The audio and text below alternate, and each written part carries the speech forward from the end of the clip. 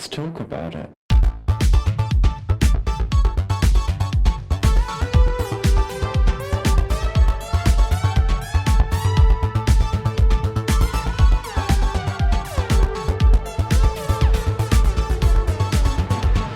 Hello and welcome back to Thick Radio, the podcast where we talk about gaining and everything in its orbit. I'm James. And I'm Tim, so let's get into it. Today we are welcoming a special guest. Today we've got Carl. Ooh, hey Carl, how you doing? Hi James, I'm doing pretty well. It's just quite a bit hot here, so if you hear anything in the background, that's my air conditioner. Oh goodness. Yes, is it well, I know in Celsius it's about 40 degrees, which is fucking horrendous. What is that in Fahrenheit? It's about 100 degrees Fahrenheit, just outside DFW. Oh, good Lord. Yeah, no thank you. Okay, well listen, in that case, if we hear any fans, we'll ignore that as good citizens and allow you your sanctity of air conditioning. Thank you, and sorry about that. Nothing to be sorry for. This is the reality of fat existing, right? Like, you cannot just be expecting a fatty to just exist without their aircon, without their treats, without a seat, without comfortable shoes, without a nice air-conditioned and tailored environment. You know, it's like we need this to function. You don't want us feeling sweaty and disgusting. You would also like some comfort as well. So let's just make sure we're all feeling comfortable, hey? But I'm glad to know that you are comfortable. But thank you so much for being on. We've actually been really looking forward to this because today we are talking about something that I think, you know, we knew right back at the start of season 1 that this would be an important episode. We've had people message us both asking, when are we going to do an episode on this? And I think it's time. I think it's time we did this. So today we are going to be talking about diabetes. And we are going to be talking all throughout and around that lived experience because you yourself are diabetic, right? Yep, been diabetic since, I think it was Christmas of 19, so quite a while now. So you've had diabetes for a minute, and I'm a little bit knowledge blind on a couple of things. And to be fair, Tim, anytime anything medical or nutrition or like anything like that gets brought up, I'm always like, we are so blind in the community, we don't have an understanding. Like, if I can ask Carl, what kind of diabetes do you have? Type 1 or type 2? I have type 2 diabetes, but they're not really so much different because type 1 diabetes is just completely insulin dependent. Your body's not making any insulin, whereas type 2, your body's just not making enough insulin to deal with your sugar intake, to deal with how it's processing things. And that could be because you're not sensitive enough to it, like me, or it could just be, you know, the pre-stages of type 1. A lot of people that start with type 2 and end up type 1 as their pancreas sort of gives up. Gotcha. I mean, before we kind of really kick things off into all of that, Tim, what do you think we need listeners to know as a sort of framework of understanding about diabetes before we really kick off the episode? I would say that it's becoming more common, even more so than it has been. Like you just see it, you know, more and more every year. That it is manageable, but it is also serious. It's not something that you can take lightly. You do have to pay attention to, you know, what your doctor says about how to check your blood sugar. If you have to take your insulin or if you're taking an oral pill of some kind, you know, you have to adhere to those directions, because if you don't, you know, diabetes wreaks havoc on the body.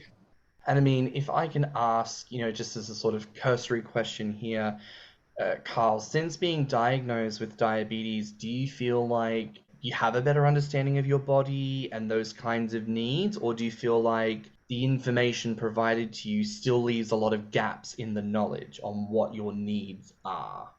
I definitely feel like I understand my own body a bit better now. When you're diabetic, you're constantly monitoring your blood sugar, and if you use insulin than I do, it's sort of like you're your own manual pancreas. So when your sugar's too high, you correct that. When your sugar's too low, you correct that. Yada yada yada. And you sort of have to be in tune with what the symptoms are, like when my sugar's really high, I'll get headaches or I'll be a bit slow. And I have to be able to realize that and say, okay, now it's time to test the sugar, see what I need to do to fix this, how up it is. So it's sort of a learning curve there. If I can ask as well, yeah, and this might be a good this might be good information for listeners who may not necessarily know if they are or are not diabetic. Can I ask, what was the process like from kind of when you started to observe that there were certain symptoms that you needed to address up until the diagnosis? Can you kind of walk us through that a little bit? Well, that was actually sort of frustrating for me, because I know I'm a gainer and I've been a gainer for a really long time. So I went and I got my A1C checked every few months. Whenever I went to the doctor, I'd just be like, no, add on an A1C test. I want to make sure. And so my symptoms actually started right after I'd got the results of my last A1C. So I was like, okay, this isn't diabetes. Like, what else could it be? Because I'm sitting there, with a fresh, perfectly normal A1C, and I'm like, all right, not diabetes. So it actually took me a while of like thinking I had kidney problems or something until a doctor was finally like, let's just test your blood sugar, and it was 300, which it's supposed to be 100. Gotcha. If I can ask, because I understand that the sort of medical system in America can be Ridiculous. questionable. I was going to say Yeah. questionable. To No, it's absurd. It's absurd. Okay. Well, the American medical system is absurd, right? What is that process like in terms of getting an appointment to see a doctor? And as someone like yourself who is quite large these days, is there difficulty in navigating that conversation because of your size? So as far as getting an appointment to see a doctor, it depends a lot on two things. First of all, your insurance has a lot to do with it. If you have decent insurance and you're just experiencing a bunch of unknown symptoms, you want to find out why. You can go to a walk-in clinic pretty much at any time. It's just a little bit more expensive, but they will get you in the same day. And for me, I think it was like $40. Um, for people with maybe less good insurance or no insurance, if you want to see a doctor the same day, you'll probably still go to those same urgent care kind of things. You'll just be paying quite a bit more. So it's all about money, not so much the frustration, at least with getting the original diagnosis of diabetes, because they'll always do a UA or urinalysis and test for sugar in your urine, et cetera, et cetera. Mhm. That's just sort of step one. What do you feel is the biggest difference in lifestyle before diagnosis and medication and now? So I'd have to say it's planning. I have to consider what I'm doing, where I'm going out to eat. Insulin does not like the heat, so you have to keep it in sort of a cooled box, and you can't keep all of it at once when you go out to a restaurant because you're not keeping a cooler in your pocket in there. So it can be a little bit of, how much am I going to need when I go out to X restaurant with my family, or how much am I going to need for later, or did I run out today, or things like that. For a lot of people, their insulin can be pretty expensive. I actually, even though I do have a prescription, I go to Walmart and buy it over the counter, because instead of, I think, like $300 for a pen, I pay $25 a vial. Wow. I mean, Tim, again, kind of, Yeah. I feel like we're going to be tapping into your medical knowledge quite a bit this episode on this. A concerning point that, you have to even think about how you go out to dinner and transport your insulin. I mean, in Mhm. terms of your medical training and knowledge, is there a sort of convenient or easily accessible way to, transport one's insulin on their person? Not really, unless you buy like something like I guess a small like cooler box that could fit into a knapsack, or if, or a purse, or whatever you're carrying in with you. Other than that, you kind of just you're gonna have your vial in in a bag, unrefrigerated, and it's there's really no way around that. I do kind of feel like for as long as there we go. Sorry, listeners, you can't see this, but Carl has lovingly demonstrated the example of a little carry case in which insulin is transported. I always kind of feel like there are fucking uh, cordless earphone, iPhone cord, fucking music pod boxes, and carry cables and all sorts of accessories that people can make for tech. It kind of surprises me that we haven't figured out like a snazzy way of transporting like one's insulin because even if it wasn't necessarily insulin vials, like I might want to transport like a cool bottle of water. Like I might want to keep, like a sandwich or like a piece of fruit chilled and have that on my person, rather than just like sitting it warm in my bag. I don't know. Like, kind of feels like that's a missed opportunity there. To kind of bring the conversation around to more the community side of things, I'm curious. Do you feel that since your diagnosis that your engagements in the community have changed at all? So one thing with diabetes, different medications will have different effects on your weight. So, for example, the most common is metformin. That's usually the first line for type 2 diabetics. Just they'll toss it at you pretty much immediately. I am allergic to metformin, but people who are able to take that, it does cause their weight to go down. It's basically making you pee the sugar out instead of having it. Instead, I take pioglitazone and insulin, which are both anabolic. They both make you heavier. There's no way around it. So for me, it's ironically been a bit easier to gain since my diagnosis than it had been before. Damn. And just as a query, do we know that even if you aren't allergic to metformin, that we could possibly get a prescription to this magical weight gain drug? Like, is that No, possible? metformin is the one that makes you lose weight. Yeah, I know, but like he can't take it because he's allergic. So what Yeah. I'm saying is, if I wind up diabetic and they're like, "Well, let's have a look at meth," could I be like, "Yeah, I'm allergic. You got to give me the anabolic Oh, shit." you can tell them that. You can make that up. I mean, this little insider information, you can tell a doctor anything you want, really. I mean, most doctors are not going to investigate anything that you say. They're just going to basically be like, okay, whatever, because they know they have like 60 other people they have to see. So you could say, I'm allergic to metformin. They'll believe you. Well, bitch, let it go on record. I'm allergic to So metformin. If I get the diabetes, I'm gonna get me this little cocktail to make the weight gain easier. But do you know what? This, I think, is a really good part of the conversation because I feel like for me, especially like, I think most of the conversations I've had around diabetes were like when I first joined the community. And it gets talked about like the secret sin, a little bit like AIDS for gainers. Like, you don't want to get this. You don't want to get this because it's the end of everything. The moment you get diabetes, you have to lose the weight and it's going to kill you and you're going to die and it's awful and there's no coming back and everything's ruined. And you do get very like about things because this is how we build it up. And this is why this conversation is really fucking crucial. And so to be clear to listeners, we are more than willing and open to have this conversation multiple times from different practitioners, different perspectives.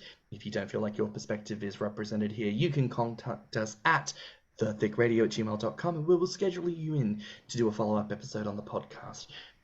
But in the meantime, Carl, thank you so much for sharing all of this with us.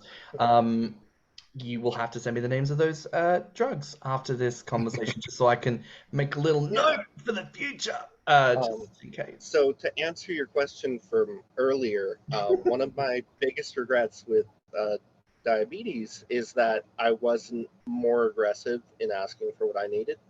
Right. If you are pre-diabetic, Actos has been shown to prevent pre-diabetes from turning into diabetes, and Actos or pioglitazone actually is an anabolic. It causes your body to create new fat cells. That's why it increases insulin sensitivity because your body is creating these new fat cells. So it is really good for gaining, and it's something that someone can get to prevent themselves from becoming diabetes as they grow. Occasionally, I do see gainers talking about that very thing about insulin. I can't remember what term they were using about how your body reacts to insulin, and that like there's apparently this sweet spot where, like you were saying, your body's producing new fat cells, but it's still remaining insulin sensitive, and it's like, I don't know, someone seemed to have found the trick to gaining a little faster. I haven't researched it, and I haven't tried it myself. So insulin is what causes your body to store fat. Pretty much when, even if you're not diabetic, obviously, Yeah. when you have too much sugar in your blood, your pancreas sends out insulin, and then it says, okay, now we're going to start putting that sugar into fat cells. Hmm.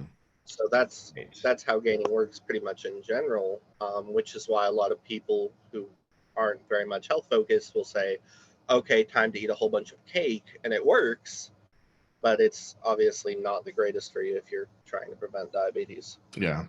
What I'm really enjoying about this is that, as you say, that there's a real, not to say scientific like it's a perfect method, but there's a real, I guess, researched approach where when you understand the potential of what these chemicals can do to your body, if you have diabetes, you can still gain weight and actually look after yourself successfully. Or if you're pre-diabetic and don't really want to cross that threshold, you can still take part in a process akin to this that also helps you step away from the precipice. Like, that sounds a little bit like that narrative, I much like how I mentioned with AIDS, where we really need to understand how we live with something and how we Mhm. can live more comfortably and destigmatize the notion.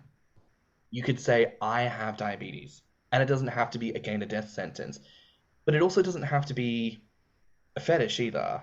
And I suppose that's another question. Like, do you find that having diabetes, you find that there's like this cohort of guys that come out of the woodworks looking to like fetishize your situation? Um, not not really. What I've found most often is curiosity. Mhm. I think a lot of people are either they're worried about it happening to them, or it has, and they just don't want to talk about it with anyone who's less open about it. Hmm. Um, so I definitely say there's not anyone who sits behind their computer screen like thinking about, oh, this guy's diabetic, how great, like that I've come across at least. Um, but I have seen a lot of curiosity, and I think that's a really great thing. I think my personal ideas for how I manage my diabetes are a bit different than what other people like, but I just focus on what works for me. I think that's the best way to do it. And I think that's also reflective of, a personal approach to gaining full stop. You know, it's easy to say you should drink oil, you should have cake, you should, factor in this, that, the other. Like, the best way to gain for you is the best way to gain works for you. Like, you truly do have to just try different things until something sticks. And then you're going to go, oh, that's what works best for me. Let's do that. And when it comes to Yeah. diabetes, it's just factoring in that extra element. It doesn't have to be a massive concern or a massive shift. Well, I say it doesn't have to be a massive shift. I suppose if your gains have been centered on downing nothing but sugar and soft drink and everything else, then most likely that will have to change, I would imagine, yeah. With insulin, at least, because you are managing everything yourself, you do have a bit of leeway. Like, for example, I was talking to my doctor about diabetes before, and I was like, so I was looking, and I saw, drinking diet soda increases the risk of retinopathy. So what do you do if you want to have a soda? And she's like, well, if you've been managing everything all right, then just have a soda.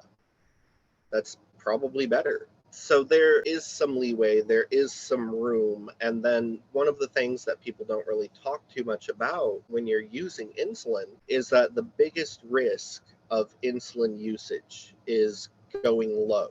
Because if you go too high, you can always use more. Going low is the one thing my doctors have talked to me the most about. And because it can cause, comas, death, it can Yeah. make you vibrate like a chihuahua. It is some really nasty stuff. So if you're using insulin, you've got to keep stuff like juice or sodas around, even if you're not going to have them, because if you shoot your sugar down to 60, you don't want to be there. It's better to be super high than super low. I've only had it happen to me once, and I'm not pre-diabetic or diabetic, but when I was going to the gym and working out, like with a personal trainer, I remember one day I didn't really eat anything all day. Like I don't know, I just wasn't feeling like I wanted to eat anything, or maybe I was too distracted. But I remember I went to the gym on an empty stomach, having not eaten for about 5 or 6 hours, did a really intensive workout, got out into the parking lot, and I could feel this. And being medically trained, I'm like, oh shit, these are like, I was breaking out in a cold sweat. I was feeling really dizzy. I felt like I was going to lose consciousness. So I call 911. They come to the gym parking lot. They put me in the back, and the first thing they did was check my sugar, and I was down to like 42. So Mm, It's yeah. really it's really interesting, and I think again this comes back to that conversation on stigma, because my immediate assumption would have been the opposite. Like, oh, it's better for things to be low than to be high, because the whole point of diabetes is your sugar's too high, therefore insulin, therefore pancreas and meds and blah blah blah blah. So like that's Mhm. really interesting. And based on the conversation that happens around diabetes, I would not have known that. So why would anyone know that? These conversations are so fucking important. And it's kind of crazy that as gainers, we don't talk about this more. Like, it is totally in our best interest to have an open conversation about this, well, right? I'm sure there's a contingent of people who would find it like a buzzkill, like, oh, why are you going to bring that up? Why can't we all just fantasize about people getting fatter and fatter and fatter with no consequences? It's like, you don't hear anybody talk about the possibility of a stroke or a heart attack either. No, that's very true. And yeah, to kind of center on stigma for a moment, I mean, I'll ask more directly here, Carl, do you feel like you've experienced stigma in the community because of your diabetes status? No, not really. Of course, I tend to ignore people who bring negativity. But no, I haven't seen anything like that. Just curiosity. Well, that's good, and I'm glad that that's the case. I think it's nice to know that there's at least one form of stigma in our community that we we Well, don't. it's like I said, it's probably not a stigma. It's probably just a blatant ignoring it. Like, oh, I don't want to think about that. I don't want to talk about that. Like, I don't want that to be wrapped up in the fantasy, because then I have to apply some real world rules and consequences to my fantasy. Like, I Hmm. feel like most people aren't willing to, that's a bridge too far for some people. One of the things about diabetes is, as you mentioned before, it's very manageable. As long as you are managing it, as long as you keep your sugars within range, you will never experience any symptoms. It's not like this, guaranteed mega death or anything from it. As long as you are keeping your sugars between like 80 and 140, then you will never have any of the diabetes issues. Mhm. But you do still have to be very careful and mindful of things like, especially, I always say this about your feet.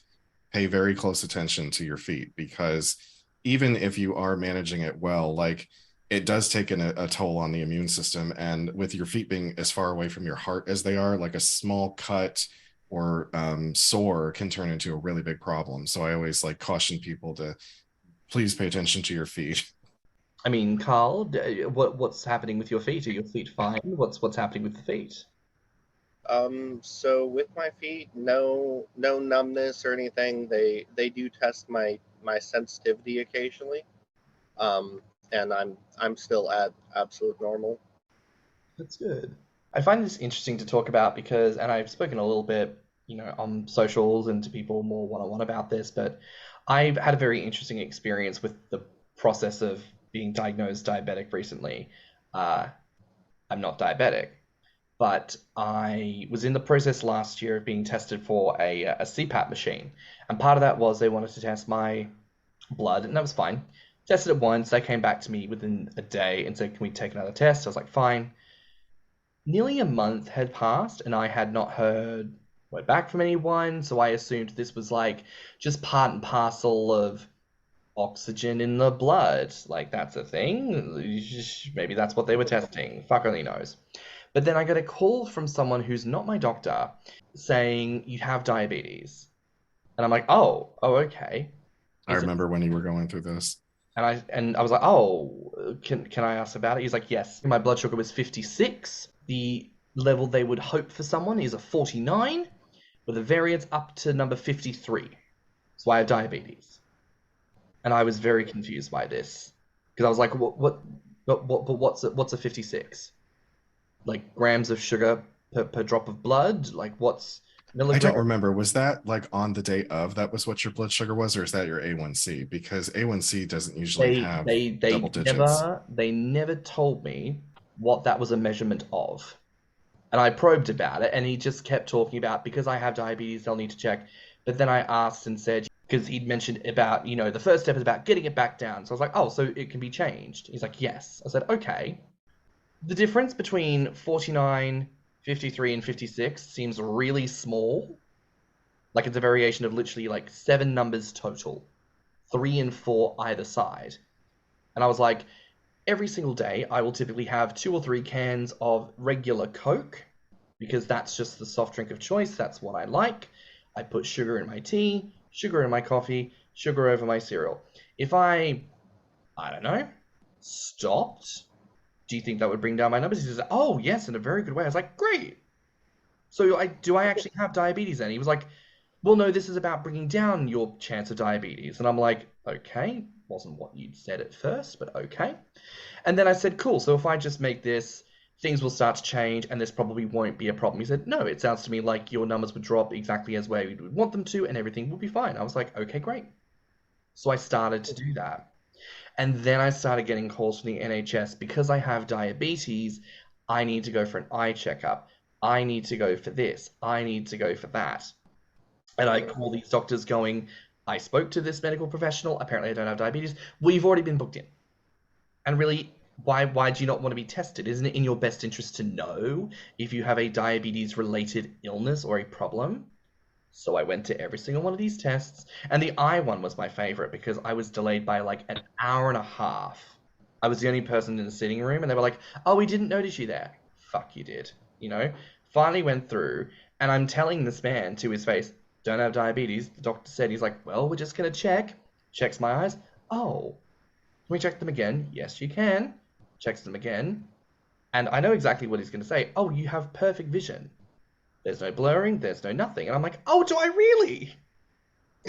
My eyesight's fucking fine because, yeah, I look out of my eyeballs like I've done my entire life and nothing's fucking changed.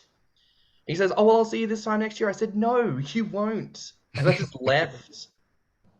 And I found the entire process so frustrating and dehumanizing because there's just this narrative clearly on the medical side of things. Because and Tim, I spoke to you Yeah. about this and we had this conversation. My suspicion is that because diabetes is as prevalent as it is, and because people maybe have symptoms and think, oh, I just get headaches now, I'm getting on in years, I get headaches. That's a thing for me. Oh, sometimes my foot goes a bit numb.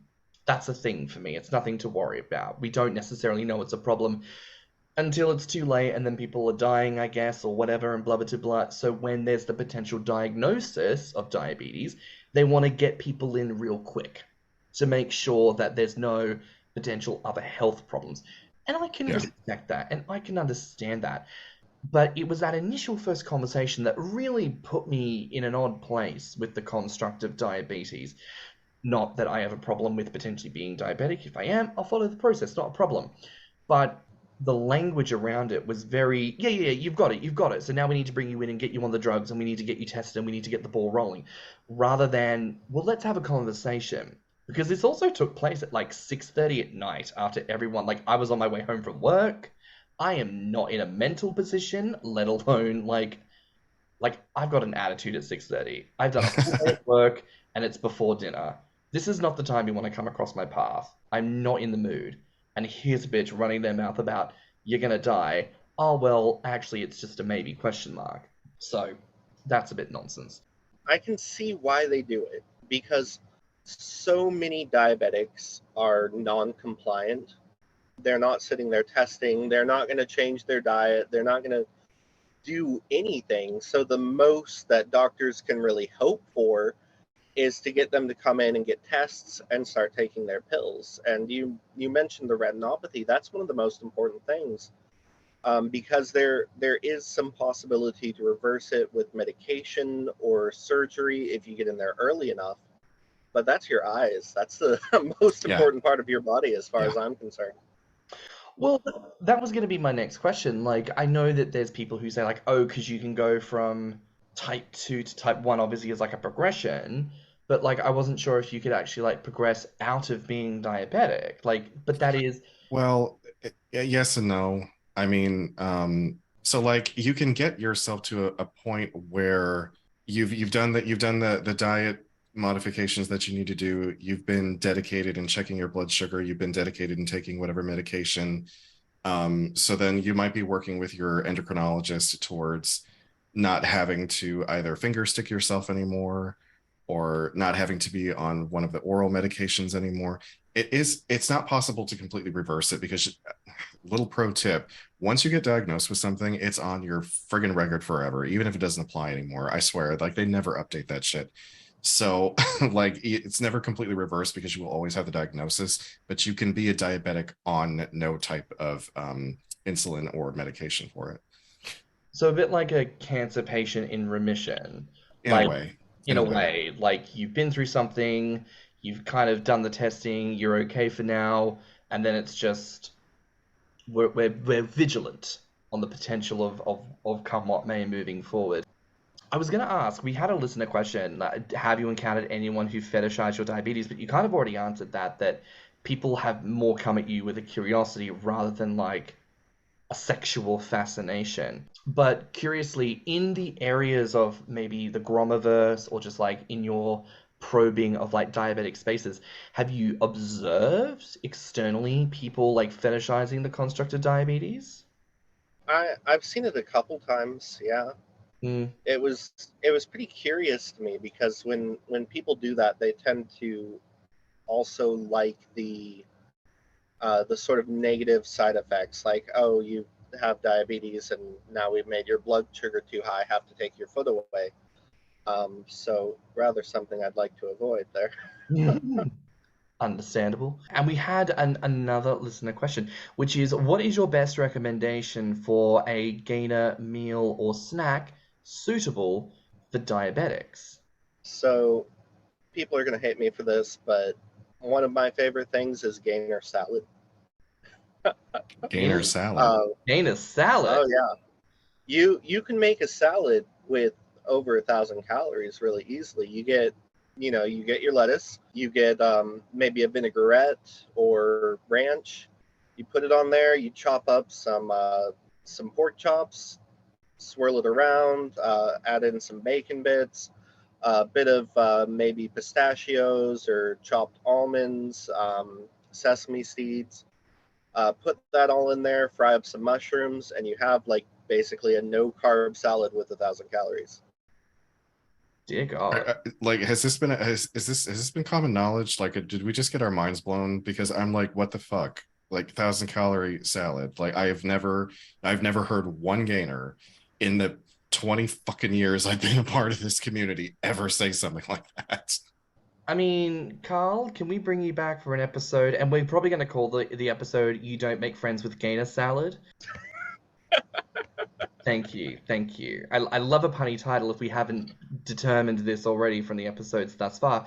No, do you know what? When you said, oh yeah, you can make a salad over 1,000 calories, and I thought of that obese woman on TikTok who's like, Minnesota salads that aren't really salads. And she's like, you know, you're gonna want to put your Jello and your marshmallow whip, and you're gonna want to get your, and it's just these horrendous. It looks like a toddler fucking fucked up a bakery and said, "Here, mommy, have a fucking sloppy pudding pie." Like that's what this shit looks like. And you got Midwestern bitches calling this shit a salad. Like I'm not trying to gatekeep culture here. But there's like a part of my European ancestry or like whoever the fuck invented salads where I feel like I need to gatekeep the concept of salads for these people. Like Jello salad, I don't think makes the cut. I'm really sorry. You're getting a fruit salad one day. You are. I'll take a fruit salad. I'll take a fruit salad. That's like the most like salad adjacent construct of a salad that I will accept. But Jello or like marshmallow fluff, like as a base for a salad, there's just a part of my soul that's like, we cannot. We allow a lot of things through the mill, but we can't. That what you said is what we talk about, fruit salad. Oh, is that what you call it? What do you mean? So like, are you talking about ambrosia? Like the That's a fruit marshmallows and the salad. jello and the whipped cream and the fruit And bits. there's always cherries and pineapple. Yeah, that's ambrosia. Or that's Fruit what we salad. call ambrosia anyway. When you say fruit salad, like that's just what my mum would have made as a kid, where it's like you just get a bunch of different fruits, you skin them, core them, chop them up, and you put it in a bowl and the kids go at it because like that's a healthy snack, right? Like that's fruit salad. What you were talking about with like the marshmallow fluff and all that, that's what we called fruit salad growing up. Oh, okay. Okay, and that America, that is why y'all are fat. Y'all are like, oh well, I just thought this thing of marshmallows and bacon lard was a fruit salad, apparently. Like, do y'all hear yourselves? Do you want to know a really weird salad that's not a salad that I used to make every Halloween because it was like supposed to be spooky? And it sounds like it would not work at all, but it's actually quite delicious. Is a tub of Cool Whip or whipped topping, a packet of vanilla pudding, chopped up Snickers, chopped up green apple bits, and you just toss it all together. And believe it or not, it's really, really good. See, the apple bits is the only bit of that I query, but like otherwise, yeah, that just sounds like a nice time. But it was supposed to be like a Halloween salad or whatever. I don't even know where I found the recipe. I just started, and I must have seen it on like Rachel Ray or something. Well, golly, we're gonna make a Halloween salad today, and if you can't find organic Cool Whip, store-bought is fine. Is that supposed to be Rachel Ray? I don't fucking know. I'm I just was going to say, have you ever heard Rachel Ray? That doesn't sound like her. who the fuck is Rachel? I don't know her. She's an American, like cook, chef, whatever. Like, actually, I don't think she was ever a chef. She's just always had a cooking show, and she's kind of a bitch in person. So, I mean, when I think of chefing, I do think of someone more like a Nigella Lawson, well, and yeah, she's like that, but so of over course I'm here. thinking of something more a sort of rotund, sort of deeper set British accent, talking quite lovingly and intimately about calories and fat and flavor. Yes, of course, we're going to make a delicious salad today, but I like to be naughty and add a little bit of butter to my salad. How was that? Was that serving you, Nigella Lawson, at all? Yeah, that was pretty good. Okay. I'll add that to my Snatch Game list. I mean, since we're on salads, Carl, what's your salad of choice? Actually, do you know what? Tell us more about Gainer salad. So I just Facebooked you the recipe. You face. But Do you know what? I'm gonna put um, that in the fucking show notes, bitch. Listeners, go to the show notes. If you come up with a snazzy name, we'll come up with a snazzy name, and that'll be Carl's Gainer salad. That'll be in the show notes. Go check it out. Uh, It's just I like all mean, these years, and I could have been getting fatter on salad. It's like, how did we all seem to miss this note? so when McDonald's had salads, the highest calorie menu item was their salads. that's You mean interesting. those stupid like shake salads that they had? Like where it was like Like all the the lettuce and all the crap in like this tumbler, and you would shake it up with the dressing and when they had like the full size ones that came in the little oh, okay. square box. Yeah, Was it because of the the grilled highest chicken or the calorie like menu fried item. chicken that they put on top of it? Yeah, probably. And the dressing. Dressing has a lot more calories than most people realize. Like those little snack cups they give you at McDonald's. With the dressing, I think those are like 100 calories for ranch, 50 calories for everything else. You know, you never think about these things, right? But like truly learning where your calories come from, like this has been the secret to my gains, right? Is because I was always going gung ho when I was skinny, trying to force myself to eat junk food because I thought that's how you had to do it. But then I had a friend who knew how to cook basically be like, you do know butter is like a thing, right? And it's like 85 cents at the shops, and that's like 2,000 calories in a block. I'm not saying eat the What per butter stick? Is that per stick or per four sticks? per stick. Per stick is 1,000 calories. 2,000 calories. 2,000 calories per stick of butter? But then our size I is think different we to you use guys. different size sticks than we do. Different size stick. I Because was about to say. when you get imported ones, they're more like rectangle. They're like two sticks squished together. Yeah, Okay. you guys have like long, thin sticks. Mm-hmm. Which Yeah. actually, I've seen a picture. It's got like handy dandy little lines on it, so you can actually like cut on the Well, line. that's for tablespoons. That's to tell you, like, because so many recipes call for some like a certain tablespoon's worth of butter. So that's why they put the Yeah, lines on there. sure. Like when you got the big old stick at home, you just kind of like stick the little spoon into the knob and like kind of guesstimate like, oh yeah, that looks about enough, and put that in the thing. Like you don't think too hard, All of the butter. you know. It can't hurt to have a little extra butter in, you know. But it like to find out that it has that many calories in it now, I understand why you put a whole stick of it in your spaghetti sauce. Like, okay, you Yeah, may be onto something there.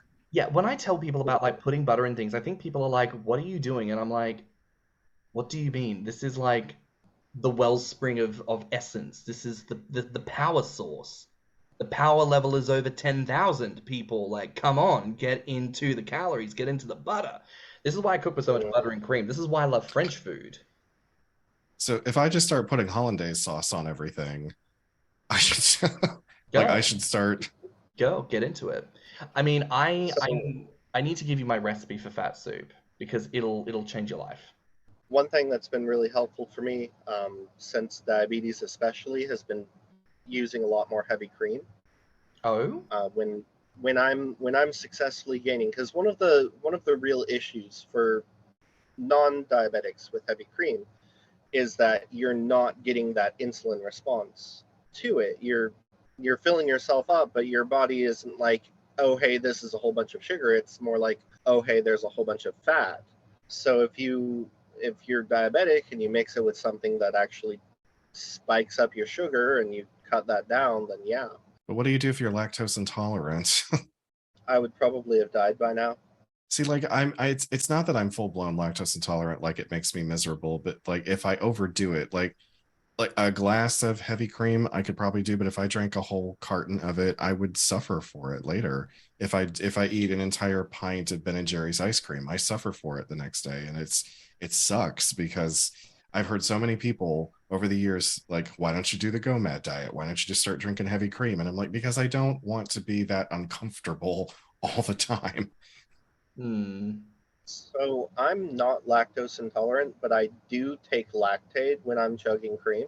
It makes it a lot easier. The other thing that I do is I take a whole bunch of fiber with it. I'll just get fiber pills. And then I've also found that when making it into shakes using stuff like cantaloupe, bananas, those high fiber fruits, makes it a lot easier, and the acidity makes it a lot more tolerable. Because drinking heavy cream just straight, I mean, it is a lot. Like it doesn't even really have much of a taste. It's not sweet per se. It's just very heavy, you know. Yeah, I've Hmm. always mixed cream and flavored milk together. That's the only way I've been able to make cream happen. But also another one, psyllium husks, you can get usually pretty cheap. They're a good source of fiber. You can just blend them up. They are literally like they turn into powder, more like dust. They are flavorless and just blends and absorbs into whatever it is you're But making. does it make everything thick too because of reacting with the water and the psyllium inflates? I think it depends on what you make. Like if you're just having it with water, then yeah, I think it goes a bit sludgy and it can It be. turns into jelly. But if you put like a not insane amount into like a smoothie or a milkshake, like you're not necessarily going to notice because it's already meant to be thicker anyways. And because you've got such strong flavors, like you don't notice it. So it's just an extra ingredient that if you sauce it and it works for you, hooray. You know, it's just another good source of things. I do want to ask, what do you feel like listeners need to know the most about diabetes and your experience? What's like the number one takeaway you want listeners to have? So I'd say it's take care of it, because if you are on it and just like really focusing, you've got your blood sugar readings, you're taking your medicine as prescribed on time, keeping up with your doctor to make sure that you're not spiking to the 800s or whatever, then you will be a lot better off than people who ignore it. You'll be heavier than people who ignore it, and you'll live longer than people who ignore it. So all three great things. Can't argue with that.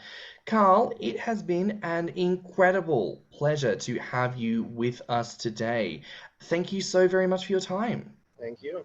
Where can listeners find you online? They can't right now. I'm taking a bit of break from groomer. Understandable. So in that case, listeners, you can't have him. Only we, and that's too bad for you. But as we said before, we will be posting Carl's recipe in the show notes. Please be sure to check that out. But that's a wrap for now. Here on Thick Radio, please remember to like and subscribe, rate us 5 stars, and leave us a good review. If you liked this episode, the podcast, or just us in general, share it with your friends and encourage them to tune in. You can find me on Instagram and BeefyFrat at Stanham. And you can find me on Instagram, Twitter, YouTube, TikTok, and BeefyFrat at Thicky Mouse. You can also look us up on TikTok at Thick Radio or our website at www.podpage.com/Thick Radio. And if you want to submit any questions or ideas for episodes, you can reach us at thethickradio@gmail.com. So until next time, bye, Fats. Bye, Fats. Bye, Fats. Let's talk about it.